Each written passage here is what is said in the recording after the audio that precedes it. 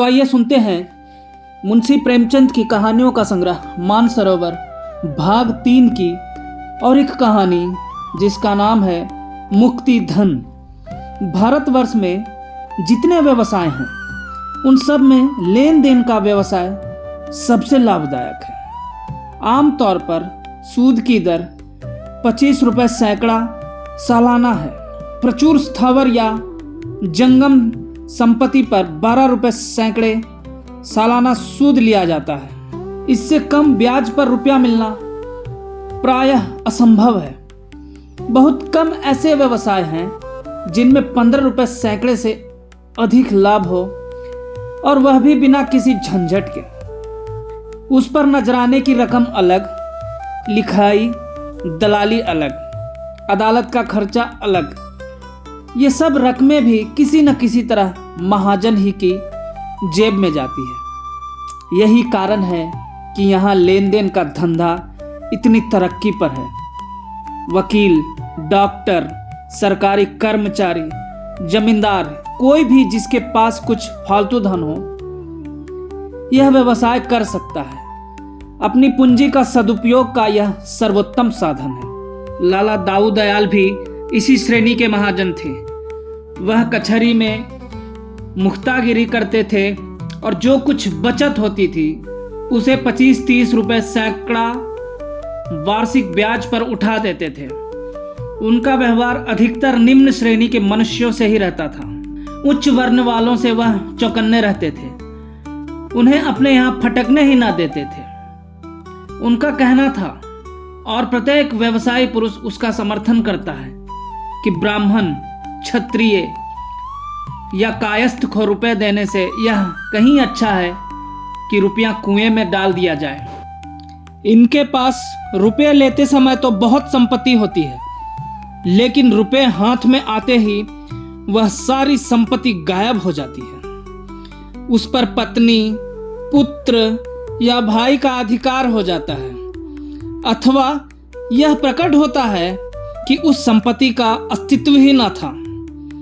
इनकी कानूनी व्यवस्थाओं के सामने बड़े बड़े नीति शास्त्री के विद्वान भी मुंह की खा जाते हैं। लाला दाऊ दयाल एक दिन कचहरी से घर आ रहे थे। रास्ते में उन्होंने एक विचित्र घटना देखी। एक मुसलमान खड़ा अपनी गऊ बेच रहा था और कई आदमी उसे घेरे खड़े थे। कोई उसके हाथ में रुपए रख देता था, कोई उसके हाथ से गऊ की पगहिया छीनने की चेष्टा करता था। किंतु वह गरीब मुसलमान एक बार उन ग्राहकों के मुंह की ओर देखता था और कुछ सोचकर पगहिया को और भी मजबूत पकड़ लेता था। गऊ मोहनी रूप थी, छोटी सी गर्दन, भारी पुट्ठे और दूध से भरे हुए थन थे। पास ही एक सुंदर बलिष्ठ बछड़ा गऊ की गर्दन से लगा हुआ खड़ा था। मुसलमान बहुत क्षुब्ध और दुखी मालूम होता था। वह करुण नेत्रों से गऊ को देखता और दिल महसूस कर रह जाता था। दाऊ दयाल गऊ को देखकर रिझ गए।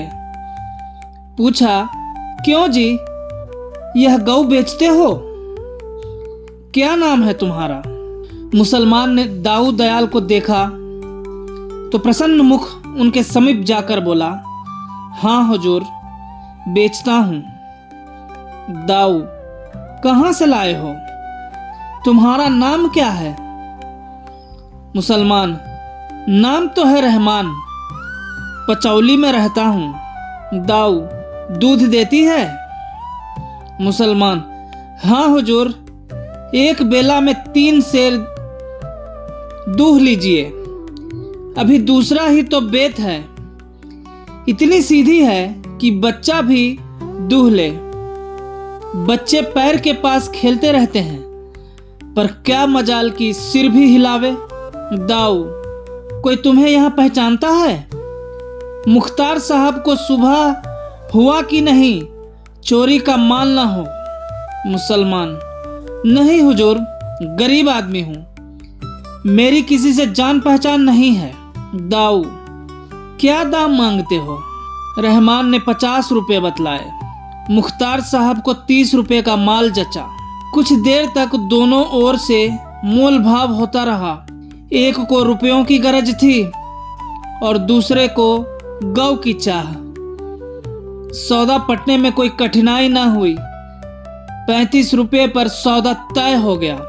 रहमान ने सौदा तो चुका दिया, पर अब भी वह मोह के बंधन में पड़ा हुआ था। कुछ देर तक सोच में डूबा खड़ा रहा, फिर गौ को लिए मंद गति से दाऊद दयाल के पीछे पीछे चला। तब एक आदमी ने कहा, अबे हम 36 रुपये देते हैं, हमारे साथ चल। रहमान, नहीं देते तुम्हें, क्या कुछ जबरदस्ती है? दूसरे आदमी ने कहा, हमसे 40 रुपये ले ले, अब तो खुश हुआ। यह कहकर उसने रहमान के हाथ से गाय को ले लेना चाहा, मगर रहमान ने हामी न भरी। आखिर उन सब ने निराश होकर अपनी राह ली। रहमान जब जरा दूर निकल गया तो दाऊद दयाल से बोला, हजूर, आप हिंदू हैं, इसे लेकर आप पालेंगे, इसकी सेवा करेंगे। यह सब कसाई हैं, इनके हाथ में 50 रुपये को भी कभी ना बेचता। आप बड़े मौके से आ गए, नहीं तो ये सब जबरदस्ती से गौ को छीन ले जाते। बड़ी विपत्ति में पड़ गया हूं सरकार, तब यह गाय बेचने निकला हूं, नहीं तो इस घर की लक्ष्मी को कभी न बेचता। इसे अपने हाथों से पाला पोसा है, कसाईयों के हाथ कैसे बेच देता। सरकार, इसे जितने ही खली देंगे उतना ही यह दूध देगी। भैंस का दूध भी इतना मीठा और गाढ़ा नहीं होता। हजूर से एक अर्ज और है, अपने चरवाहे को डांट दीजिएगा कि इसे मारे पीटे नहीं। दाऊद दयाल ने चकित होकर रहमान की ओर देखा। भगवान, इस श्रेणी के मनुष्य में भी इतना सौजन्य, इतनी सहृदयता है। यहां तो बड़े बड़े तिलक त्रिपुंडधारी महात्मा कसाईयों के हाथ गौवें बेच जाते हैं, एक पैसे का घाटा भी नहीं उठाना चाहते। और यह गरीब 5 रुपये का घाटा सहकर इसलिए मेरे हाथ गौ बेच रहा है कि यह किसी कसाई के हाथ ना पड़ जाए। गरीबों में भी इतनी समझ हो सकती है। उन्होंने घर आकर रहमान को रुपये दिए। रहमान ने रुपये गांठ में बांधे, एक बार फिर गौ को प्रेम भरी आंखों से देखा और दाऊद दयाल को सलाम करके चला गया। रहमान एक गरीब किसान था और गरीब के सभी दुश्मन होते हैं। जमींदार ने इजाफा लगान का दावा दायर किया था। उसी की जवाबदेही करने के लिए रुपयों की जरूरत थी। घर में बैलों के सिवा और कोई संपत्ति न थी। वह इस गौ को प्राणों से भी प्रिय समझता था, पर रुपयों की कोई तदबीर न हो सकी तो विवश होकर गाय बेचनी पड़ी। पचौली में मुसलमानों के कई घर थे। अब की कई साल के बाद हज का रास्ता खुला था। पाश्चात्य महासमर के दिनों में राह बंद थी। गांव के कितने ही स्त्री पुरुष हज करने चले। रहमान की बूढ़ी माता भी हज के लिए तैयार हुई। रहमान से बोली, बेटा इतना सवाब करो, बस मेरे दिल में यही एक अरमान बाकी है। इस अरमान को लिए हुए क्यों दुनिया से जाऊं? खुदा तुमको इस नेकी की फल देगा। मातृभक्ति ग्रामीणों का विशिष्ट गुण है। रहमान के पास इतने रुपए कहां थे कि हज के लिए काफी होते, पर माता की आज्ञा कैसे टालता। सोचने लगा, किसी से उधार ले लूं, कुछ अब की ऊख पेर कर दे दूंगा, कुछ अगले साल चुका दूंगा। अल्लाह के फजल से ऊख ऐसी हुई कि कभी ना हुई थी। यह माँ की दुआ ही का फल है, मगर किससे लूं? कम से कम 200 रुपये हो तो काम चले। किसी महाजन से जान पहचान भी तो नहीं है। यहाँ जो 2-1 बनिए लेन देन करते हैं, वे तो आसामियों की गर्दन ही रेतते हैं। चलूं लाला दाऊ दयाल के पास, इन सब से तो वही अच्छे हैं। सुना है वादे पर रुपए लेते हैं, किसी तरह नहीं छोड़ते। लोनी चाहे दीवार को छोड़ दे, दीमक चाहे लकड़ी को छोड़ दे, पर वादे पर रुपये न मिले तो वह असामियों को नहीं छोड़ते। बात पीछे करते हैं, नालिश पहले।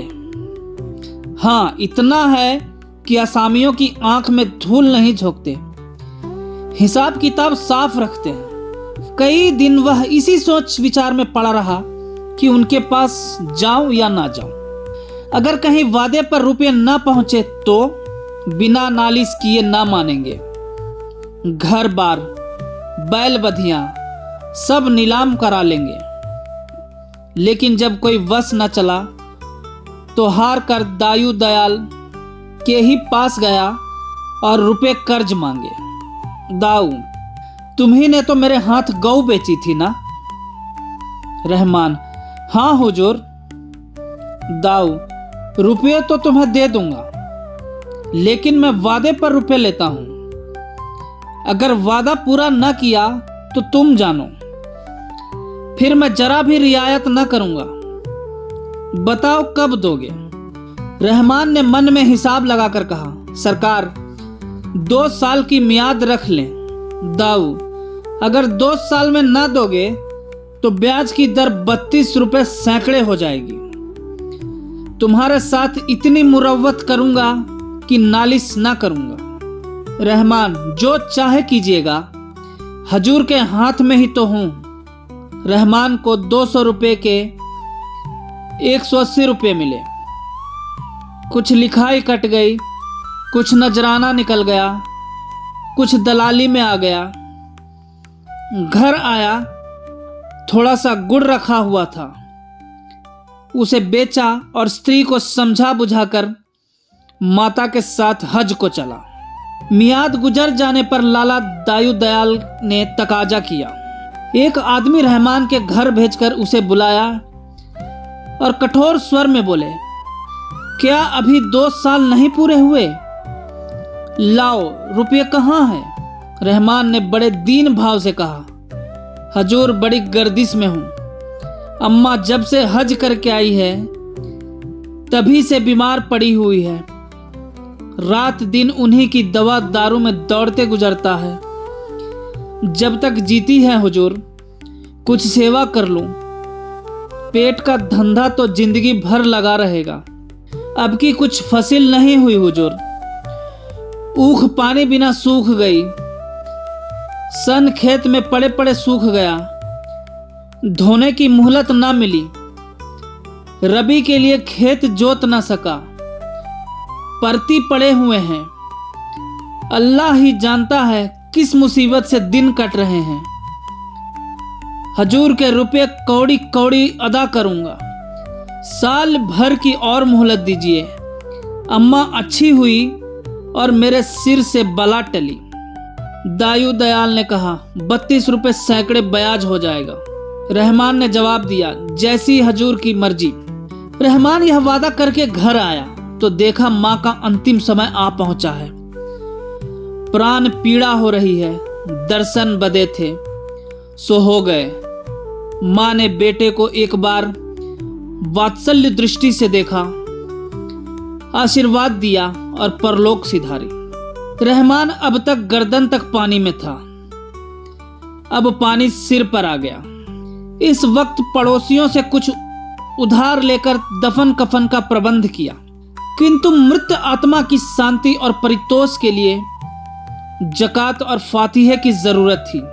कब्र बनवानी जरूरी थी, बिरादरी का खाना, गरीबों को खैरात, कुरान की तलावत और ऐसे कितने ही संस्कार करने परमावश्यक थे। मातृ सेवा का इसके सिवा अब और कौन सा अवसर हाथ आ सकता था। माता के प्रति समस्त सांसारिक और धार्मिक कर्तव्यों का अंत हो रहा था। फिर तो माता की स्मृति मात्र रह जाएगी। संकट के समय फरियाद सुनाने के लिए मुझे खुदा ने सामर्थ्य दी होती तो इस वक्त क्या कुछ न करता। लेकिन अब क्या अपने पड़ोसियों से भी गया गुजरा हूं? उसने सोचना शुरू किया, रुपये लाऊं कहां से? अब तो लाला दायू दयाल भी ना देंगे। एक बार उनके पास जाकर देखूं तो सही, कौन जाने मेरी विपत्ति का हाल सुनकर उन्हें दया आ जाए। बड़े आदमी हैं, कृपा दृष्टि हो गई तो 100-200 उनके लिए कौन बड़ी बात है। इस भांति मन में सोच विचार करता हुआ वह लाला दायू दयाल के पास चला। रास्ते में एक एक कदम मुश्किल से उठता था। कौन मुंह लेकर जाऊं? अभी 3 ही दिन हुए हैं, साल भर में पिछले रुपये अदा करने का वादा करके आया हूं। अब जो 200 रुपये और मांगूंगा तो वह क्या कहेंगे? मैं ही उनकी जगह पर होता तो कभी न देता। उन्हें जरूर संदेह होगा कि यह आदमी नियत का बुरा है। कहीं दुत्कार किया, घुड़कियां दी तो पूछे तेरे पास ऐसी कौन सी बड़ी जायदाद है जिस पर रुपये की थैली दे दूं, तो क्या जवाब दूंगा? जो कुछ जायदाद है वह यही दोनों हाथ है, उनके सिवा यहां क्या है? घर को कोई सेंत भी न पूछेगा। खेत है तो जमींदार के, उन पर अपना कोई काबू ही नहीं। बेकार जा रहा हूं, वहां धक्के खाकर निकलना पड़ेगा। रही सही आबरू भी मिट्टी में मिल जाएगी। परंतु इन निराशजनक शंकाओं के होने पर भी वह धीरे धीरे आगे बढ़ा चला जाता था, जैसे कोई अनाथ विधवा थाने फरियाद करने जा रही हो। लाला दायू दयाल कचहरी से आकर अपने स्वभाव के अनुसार नौकरों पर बिगड़ रहे थे। द्वार पर पानी क्यों नहीं छिड़का? बरामदे में कुर्सियां क्यों नहीं निकाल रखी? इतने में रहमान सामने जाकर खड़ा हो गया। लाला साहब झल्लाए तो बैठे थे, रुष्ट होकर बोले, तुम क्या करने आए हो जी? क्यों मेरे पीछे पड़े हो? मुझे इस वक्त बातचीत करने की फुर्सत नहीं है। रहमान कुछ न बोल सका। यह डांट सुनकर इतना हताश हुआ कि उल्टे पैरों लौट पड़ा। हुई ना वही बात? यही सुनने तो मैं आया था। मेरी अकल पर पत्थर पड़ गए थे। दाऊ दयाल को कुछ दया आ गई। जब रहमान बरामदे के नीचे उतर गया तो बुलाया। जरा नर्म होकर बोले, कैसे आए थे जी? क्या कुछ काम था? रहमान, नहीं सरकार, यूं ही सलाम करने चला आया था। दाऊ, एक कहावत है, सलामे रोस्ताई बेगरज नेस्त। किसान बिना मतलब के सलाम नहीं करता। क्या मतलब है, कहो। रहमान फूट फूट कर रोने लगा। दाऊ दयाल ने अटकल से समझ लिया इसकी मां मर गई। पूछा, क्यों रहमान, तुम्हारी मां सिधार तो नहीं गई? रहमान, हाँ हजूर, आज 3रा दिन है। दाऊ, रो ना, रोने से क्या फायदा? सब्र करो, ईश्वर को जो मंजूर था वह हुआ। ऐसी मौत पर गम ना करना चाहिए। तुम्हारे हाथों उनकी मिट्टी ठिकाने लग गई। अब और क्या चाहिए? रहमान, हजूर, कुछ अर्ज करने आया हूं, मगर हिम्मत नहीं पड़ती। अभी पिछला ही पड़ा हुआ है और अब किस मुंह से मांगू? लेकिन अल्लाह जानता है, कहीं से एक पैसा मिलने की उम्मीद नहीं, और काम ऐसा आ पड़ा कि अगर ना करूं तो जिंदगी भर पछतावा रहेगा। आपसे कुछ कह नहीं सकता। आगे आप मालिक हैं, यह समझकर दीजिए कि कुएं में डाल रहा हूं। जिंदा रहूंगा तो एक एक कौड़ी मैं सूद के अदा कर दूंगा, मगर इस घड़ी नहीं, ना कीजिएगा। दाऊ, 300 तो हो गए हैं, 200 फिर मांगते हो। 2 साल में कोई 700 रुपये हो जाएंगे। इसकी खबर है या नहीं? रहमान, गरीब परवर, अल्लाह दे। तो 2 बीघे ऊख में 500 आ सकते हैं। अल्लाह ने चाहा तो मियाद के अंदर आपकी कौड़ी कौड़ी अदा कर दूंगा। दाऊ दयाल ने 200 रुपये फिर दे दिए। जो लोग उनके व्यवहार से परिचित थे उन्हें उनकी इस रियायत पर बड़ा आश्चर्य हो रहा था। खेती की हालत अनाथ बालक की सी है। जल और वायु अनुकूल हुए तो अनाज के ढेर लग गए। इनकी कृपा न हुई तो लहलहाते हुए खेत कपटी मित्र की भांति दगा दे गए। ओला और पाला, सूखा और बाढ़, टिड्डी और लाही, दीमक और आंधी से प्राण बचे तो फसल खलिहान में आई, और खलिहान से आग और बिजली दोनों ही का बैर है। इतने दुश्मनों से बची तो फसल नहीं तो फैसला।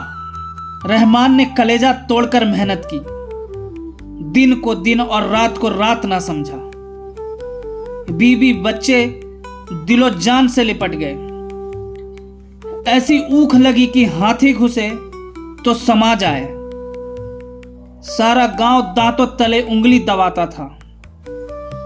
लोग रहमान से कहते, यार अब की तुम्हारे 12 हैं, हारे दर्जे 700 कहीं नहीं गए, अब की बेड़ा पार है। रहमान सोचा करता, अब की ज्यों ही गुड़ के रुपए हाथ आए सब के सब ले जाकर लाला दाऊ दयाल के कदमों पर रख दूंगा। अगर वह उसमें से खुद 2-4 रुपए निकाल कर देंगे तो ले लूंगा, नहीं तो अब की साल और चूनी चोकर खाकर काट दूंगा। मगर भाग्य के लिखे को कौन मिटा सकता है। अगहन का महीना था। रहमान खेत की मेट पर बैठा रखवाली कर रहा था। ओढ़ने को केवल एक पुराने गाढ़े की चादर थी, इसलिए ऊख के पत्ते जला दिए थे।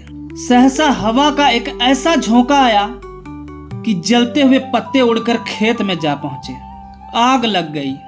गांव के लोग आग बुझाने दौड़े, मगर आग की लपटें टूटते तारों की भांति एक हिस्से से उड़कर दूसरे सिर पर जा पहुंचती थी। सारे उपाय व्यर्थ हुए। पूरा खेत जलकर राख का ढेर हो गया और खेत के साथ रहमान की सारी अभिलाषाएं नष्ट भ्रष्ट हो गई। गरीब की कमर टूट गई, दिल बैठ गया, हाथ पांव ढीले हो गए। परोसी हुई थाली सामने से छिन गई।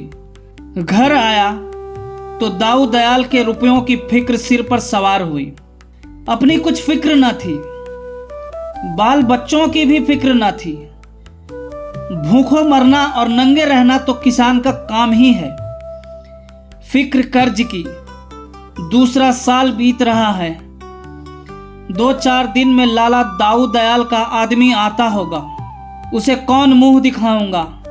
चलकर उन्हीं से चिरौरी करूं कि साल भर की मोहलत और दीजिए। लेकिन साल भर में तो 700 के 900 हो जाएंगे। कहीं नालिश कर दी तो 1000 ही समझो। साल भर में ऐसी क्या हुन बरस जाएगी। बेचारे कितने भले आदमी हैं। 200 रुपये उठाकर दे दिया। खेत भी तो ऐसे नहीं कि बै रिहन करके आबरू बचाऊं। बैल भी ऐसे कौन से तैयार हैं कि 200-400 मिल जाए। आधे भी तो नहीं रहे। अब इज्जत खुदा के हाथ है। मैं तो अपनी सी करके देख चुका। सुबह का वक्त था। वह अपने खेत की मेड़ पर खड़ा अपनी तबाही का दृश्य देख रहा था। देखा दाऊ दयाल का चपरासी कंधे पर लट्ठे रखे चला आ रहा है। प्राण सूख गए। खुदा, अब तू ही इस मुश्किल को आसान कर। कहीं आते ही आते गालियां ना देने लगे। या अल्लाह, कहां छिप जाऊं। चपरासी ने समीप आकर कहा, रुपए लेकर देना नहीं चाहते? मियाद कल गुजर गई। जानते हो ना सरकार की, एक दिन की भी देर हुई और उन्होंने नालिश ठोकी। बेभाव की पड़ेगी। रहमान कांप उठा। बोला, यहां का हाल तो देख रहे हो ना। चपरासी, यहाँ हाल हवाल सुनने का काम नहीं, ये चकमे किसी और को देना। 700 रुपये ले चलो और चुपके से गिन कर चले जाओ। रहमान, जमादार, सारी ऊख जल गई, अल्लाह जानता है अब की कौड़ी कौड़ी बेबाक कर देता। चपरासी, मैं यह कुछ नहीं जानता, तुम्हारी ऊख का किसी ने ठेका नहीं लिया, अभी चलो सरकार बुला रहे हैं। यह कहकर चपरासी उसका हाथ पकड़कर घसीटता हुआ चला। गरीब को घर में जाकर पगड़ी बांधने का मौका न दिया। 5 कोस का रास्ता कट गया और रहमान ने एक बार भी सिर ना उठाया। बस रह रह कर या अली मुश्किल कुशा उसके मुंह से निकल जाता था। उसे अब इस नाम का भरोसा था, यही जब हिम्मत को संभाले हुए था, नहीं तो शायद वह वहीं गिर पड़ता। वह नैराश्य की उस दशा को पहुंच गया था जब मनुष्य की चेतना नहीं उपचेतना शासन करती है। दाऊ दयाल द्वार पर टहल रहे थे। रहमान जाकर उनके कदमों पर गिर पड़ा और बोला, खुदाबंद, बड़ी विपत्ति पड़ी हुई है, अल्लाह जानता है कहीं का नहीं रहा। दाऊ, क्या सब ऊख जल गई? रहमान, हजूर सुन चुके हैं क्या? सरकार जैसे किसी ने खेत में झाड़ू लगा दी हो। गांव के ऊपर ऊख लगी हुई थी। गरीब परवर यह दैवी आफत ना पड़ी होती तो और तो नहीं कह सकता, हुजूर से उरीन हो जाता। दाऊ, अब क्या सलाह है, देते हो या नालिश कर दूं? रहमान, हजूर मालिक है, जो चाहे करे। मैं तो इतना ही जानता हूं कि हुजूर के रुपए सिर पर हैं और मुझे कौड़ी कौड़ी देनी है। अपनी सोची नहीं होती। 2 बार वादे किए, दोनों बार झूठा पड़ा। अब वादा ना करूंगा। जब जो कुछ मिलेगा लाकर हजूर के कदमों पर रख दूंगा। मेहनत मजूरी से पेट और तन काट कर जिस तरह हो सकेगा आपके रुपये भरूंगा। दाऊ दयाल ने मुस्कुरा कर कहा, तुम्हारे मन में इस वक्त सबसे बड़ी कौन सी आरजू है? रहमान, यही हजूर कि आपके रुपये अदा हो जाएं। सच कहता हूं हुजूर, अल्लाह जानता है। दाऊ, अच्छा तो समझ लो कि मेरे रुपए अदा हो गए। रहमान, अरे हजूर, यह कैसे समझ लूं? यहां ना दूंगा तो वहां तो देने पड़ेंगे। दाऊ, नहीं रहमान, अब इसकी फिक्र मत करो, मैं तुम्हें आजमाता था। रहमान, सरकार ऐसा ना कहें, इतना बोझ सिर पर लेकर ना मरूंगा। दाऊ, कैसा बोझ जी? मेरा तुम्हारे ऊपर कुछ आता ही नहीं। अगर कुछ आता भी हो तो मैंने माफ कर दिया, यहां भी वहां भी। अब तुम मेरे 1 पैसे के भी देनदार नहीं हो। असल में मैंने तुमसे जो कर्ज लिया था वही अदा कर रहा हूं। मैं तुम्हारा कर्जदार हूं, तुम मेरे कर्जदार नहीं हो। तुम्हारी गौ अब तक मेरे पास है, उसने मुझे कम से कम 800 रुपये का दूध दिया है। 2 बछड़े नफे में अलग। अगर तुमने यह गौ कसाईयों को दे दी होती तो मुझे इतना फायदा क्यों कर होता? तुमने उस वक्त 5 रुपये का नुकसान उठाकर गौ मेरे हाथ बेची थी। वह शराफत मुझे याद है। उस एहसान का बदला चुकाना मेरी ताकत से बाहर है। जब तुम इतने गरीब और नादान होकर एक गौ की जान के लिए 5 रुपये का नुकसान उठा सकते हो, तो मैं तुम्हारी 100 गुनी हैसियत रख कर अगर 400-500 रुपये माफ कर देता हूं तो कोई बड़ा काम नहीं कर रहा हूं। तुमने भले ही जानकर मेरे ऊपर कोई एहसान ना किया हो, पर असल में वह मेरे धर्म पर एहसान था। मैंने भी तो तुम्हें धर्म के काम ही के लिए रुपए दिए थे। बस हम तुम दोनों बराबर हो गए। तुम्हारे दोनों बछड़े मेरे यहाँ है, जी चाहे लेते जाओ, तुम्हारी खेती में काम आएंगे। तुम सच्चे और शरीफ आदमी हो, मैं तुम्हारी मदद करने को हमेशा तैयार रहूंगा। इस वक्त भी तुम्हें रुपयों की ज़रूरत हो तो जितने चाहो ले सकते हो। रहमान को ऐसा मालूम हुआ कि उसके सामने कोई फरिश्ता बैठा हुआ है। मनुष्य उदार हो तो फरिश्ता है और नीच हो तो शैतान।